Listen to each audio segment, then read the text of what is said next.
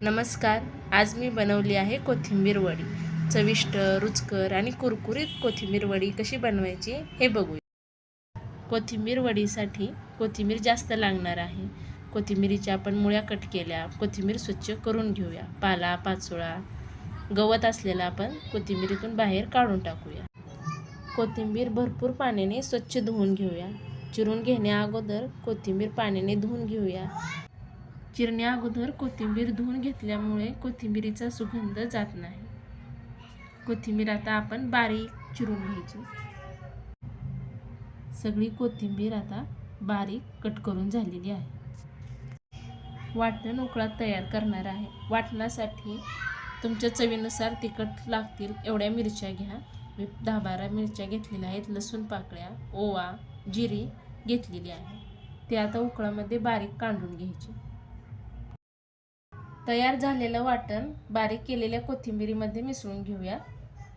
कोथिंबीरीच्या वडीमध्ये मी तांदळाच्या पिठाचा वापर करणार आहे, त्यामुळे कोथिंबीरीची वडी कडक येते. त्यामध्ये मी 4 चमचे कॉर्नफ्लॉवर टाकणार आहे. त्यामध्ये मी बेसन टाकणार आहे. कोथिंबीरीच्या वडीसाठी पीठ आपल्याला घट्ट मळून घ्यायचं आहे, त्यामुळे लागल तेवढंच बेसन पीठ आपण टाकणार आहोत. 2 चमचे यामध्ये पांढरे तीळ घालूया. दिसायलाही खूप छान दिसते वडी. त्यामध्ये 1/2 चमचा हळद घालूया आणि चवीनुसार मीठ टाकूया. पाण्याचा वापर न करता घट्ट गोळा तिंबून घेऊया. पीठ पातळ आहे म्हणून मी लागल तसं यामध्ये बेसन ॲड करत आहे, कारण आपल्याला गोळा एकदम घट्ट बनवायचा आहे. पीठ तिंबून झाले आहे. लंबवर्तुळ आकाराचे गोळे बनवून घेऊया. बनवलेले गोळे उकडून घ्यायचे आहेत. त्यासाठी पाणी उकळून घेतलेलं आहे. त्यावरती बारीक खोलाची चाळणी ठेवून गोळे आता उकडून घेऊया.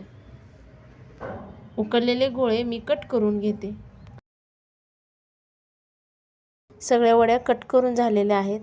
वड्या कट करेपर्यंत तेल गरम करायला ठेवलं होतं. लोखंडी कढईमध्ये सगळ्या वड्या आपण तळून घेणार आहे. कमी गॅसवरती सोनेरी रंग येईपर्यंत कडक अशा वड्या तळून घेणार आहे. सोनेरी रंगाच्या होईपर्यंत वड्या तळून घेतलेल्या आहेत. आता ह्या वड्या आपण बाजूला काढून घेऊया. अशा प्रकारे सर्व वड्या आपण तळून घेऊया. चवदार कुरकुरीत कोथिंबीरीच्या वड्या आपल्या तयार झालेल्या आहेत. अशाच प्रकारे तुम्ही पण बनवा आणि कमेंटमध्ये आम्हाला नक्की कळवा की कोथिंबीरीच्या वड्या कशा झाल्या त्या.